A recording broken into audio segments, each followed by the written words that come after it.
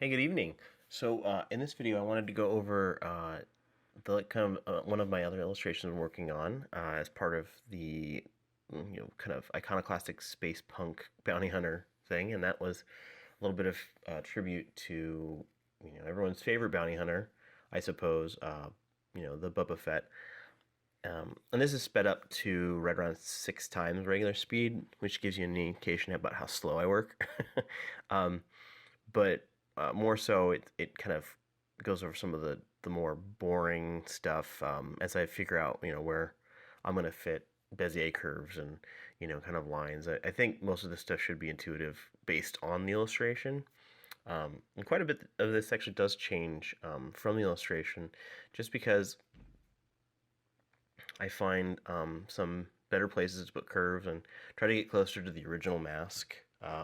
The idea wasn't to make this so much a profile like portrait of Boba Fett, more so a kind of graphic designed homage to the character.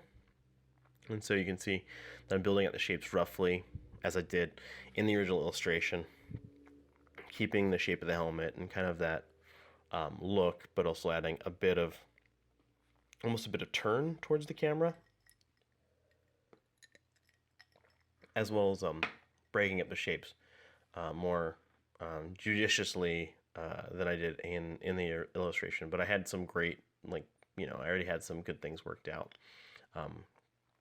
So there's some cool elements here as well with texture and stuff that we get to add, which is fantastic. Some cool repetitive shapes, which the original Ralph McQuarrie, I believe, designed the original Boba Fett. It was supposed to be the big bad in the original Star Wars trilogy. So there's some fantastic stuff going on there already. I mean, it's like always nice to use something that's been really well designed to start your design. And you can see I'm kind of just a large part of this portion was building in those interesting kind of textural shapes. And I knew I was going to add a lot of texture as I went, but these shapes kind of make up a lot of what the character's about. Like, he's been through some stuff because he's covered in these, I don't know if you could call them bullet, like one of them looks like basically a bullet dented off his helmet. But others are just like battle damage maybe, or whatever. And if you're someone that watched the original trilogy, the original trilogy, that kind of is just left to your own thoughts. We know he's a bounty hunter. We know he's experienced because like Darth Vader goes to him, and we know he's crafty. But other than that, it's if you're leaving out the prequel stuff, you don't know what the helmet's been through. And I guess you could surmise that he got a new coat of paint or possibly new armor, new Mandalorian armor, and that's what makes up his look. And here I'm just trying to make a little bit of a cleaner, because it's such a simple illustration style. We built things kind of purposefully so that it's easy to subtract and pathfinder those little kind of wounds in the metal, those gouges in the metal. We're kind of just cleaning out so they meet the edge really well. And then there's a little antenna bobble that actually sits further back on the helmet. It's actually at the midpoint. But in order to do that, it's like it would really mess with the way that edge kind of ends. And so putting a little bit more forward doesn't certainly break the profile in any means. You can imagine if he's a little bit turned towards you, that would also be turned further towards the front of the face. And here you see me looking at the helmet and saying, you know what, something doesn't feel right about this. And it certainly doesn't. And mostly it's just these curved portions down here. They're a little bit too low. And also it implies that the red visor that goes around the place where the helmet opens goes down as well along the right side. And we know it doesn't. We know, according to the movies, that it's mostly green, and that red visor is just a neat little T on over the screen portion of his helmet. So building that on a little bit more purposefully, and also adding some elements because that rounded shape there makes a really cool kind of effect. And after I've kind of done some more work on the scratches and stuff, I build that together and put that on there. Speaking of the original trilogy and the new movie, obviously I saw it the day it came out, the morning of, with my kiddos, and it was kind of funny because the second we saw it, and by this point, everyone kind of knows the big surprise. And spoiler alert if you haven't seen it, please don't listen any further. But what are you doing not saying it and then caring about spoilers now, like a full month after it's been out? Like, okay, the time's passed. You no longer have a pass on spoilers.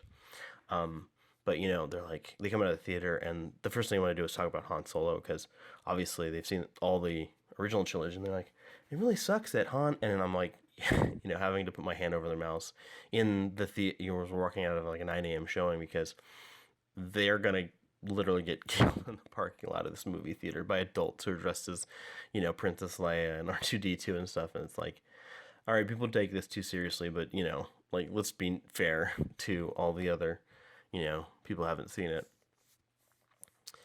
Um, so yeah, well, I felt overall the film is a good, like, I see what they're doing. It's in the same way if you said, oh, I don't like, you didn't like Pacific Rim, then you might not like this movie because it's like a really purposeful homage to like a film genre, and it makes some point. And there's obviously some like points to like, okay, well, it's a cyclical story, and that's what George Lucas is trying to tell. It's like a story that is going to continue on, and that's how the Force like makes things happen. They happen again and again. It's kind of that adage like, if you don't learn about history, you're destined to repeat it.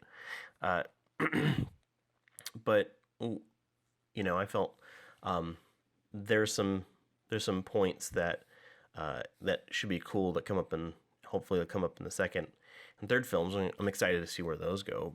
Uh, but who can say at this point? And ultimately, like, is it just going to be like, oh, okay, well, obviously this character Rey is, you know, Luke Skywalker's daughter? Like, okay, that's kind of boring. Maybe there'd be some a more interesting version of that. But it's, if you look at Star Wars as a whole, Star Wars isn't about Han Solo, which it's funny when you think about Star Wars. I feel he's the most iconic character and the one that I like the most. But Luke Skywalker is obviously like a major part, and Darth Vader obviously. So it's kind of like, well, it's really about the Skywalkers and their saga, but I feel like those are the least compelling characters. It's like, oh, you're gonna do the right thing and be the good guy, and have no personality outside of like the Force. Well, that's kind of, it's a little boring. Um, I never really liked Luke as a kid. I always felt like there are so many more interesting characters, especially if you read any of the books, like what's the deal with Obi-Wan and some of the other Jedi, or even the clone troopers for that matter. And I've read some of the extended universe, and that stuff was more entertaining than I felt like what they did with Luke in any of the original trilogy. But back to what we're doing here. So I'm kind of building in some details to the little antenna coming off the helmet, and then you see I've almost fleshed out this round piece that's here, and I'm kind of trying to fit some of those scratchy details around it so that they don't interfere, and at the same time, also just build things out so that there's some nice shapes and some nice separations between the shapes, because if they're too smashed together, it works for the damage details, but certainly doesn't, I don't believe, for some of the color patches. So making sure there's enough room between those so they don't intersect too heavily with each other. All right, now I'm moving on to the color phase. So it's easier. I don't know if you know this with the Illustrator. If you click on a shape that's been filled, you can select anything. But if you click on a shape that is just an outline, you have to click on the outline specifically, which can be pretty tough if it's buried. And so it's much easier, I think, to fill it in. And here you can see me, I'm actually building the colors by just pulling them straight from this side view of the helmet. And I feel like in this case, like, such an iconic character, and it's such a good set of colors, there's really no reason not to use what you have.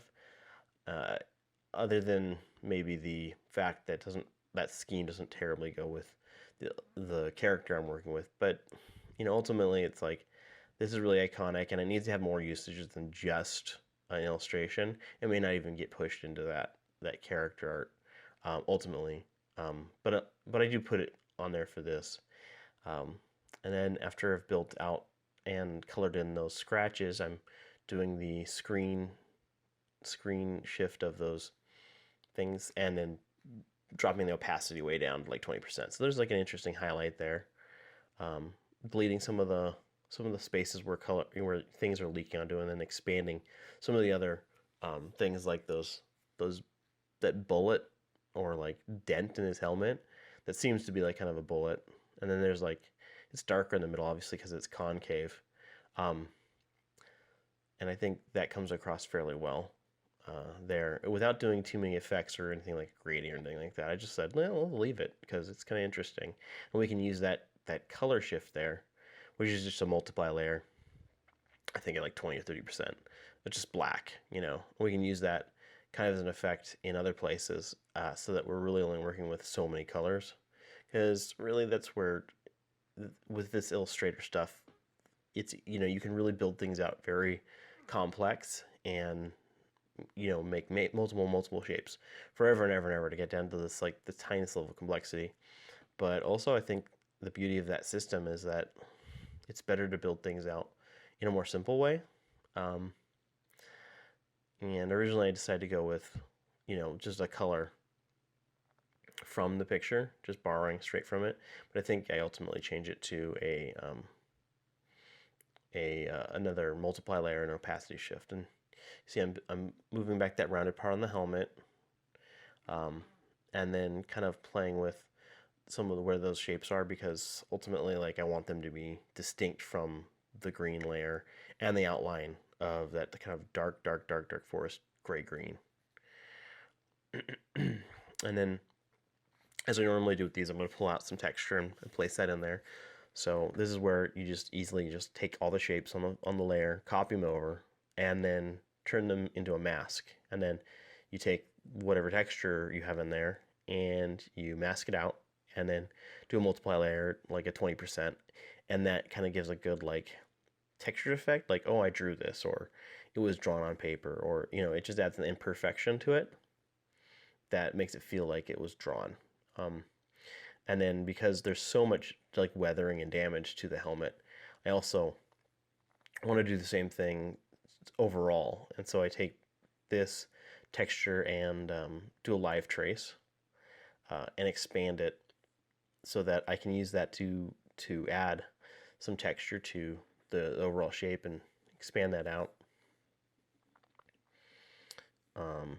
So that you have like some shapes to use that are already kind of random and used up, and you can just only use what you want to, because you have the original shape that you can use in a shape builder Pathfinder way. And you can see here only the shapes that were within the copied kind of mask come through. And where do we want those? We want them above, probably, so they interact with the most number of layers, besides like areas of like complete black, so that they interact with the parts on the green, the parts on the red, the parts on the yellow, and all that jazz. And then here's the finished work after it's gone through Photoshop and some more gradients and stuff like that. And obviously I know that's not the original saying, but for the standalone work, I think that'll work really well. And so there's some cool gradations and some nice text effects. And then here it is on the character. You can see the right hand shoulder. I didn't throw the text on there for that just because there's no room on where would you put it, along the arm maybe, but in this one we've got the arm completely taken up. But so just a little homage to that character. I mean, it might make sense maybe to desaturate it, or something like that, or maybe up the saturation just so it matches with the other stuff a little bit better. But for now, it's good to go. All right, thanks so much for listening, and please like and subscribe if you like, and I'll try to put a couple of these up every week. Thank you.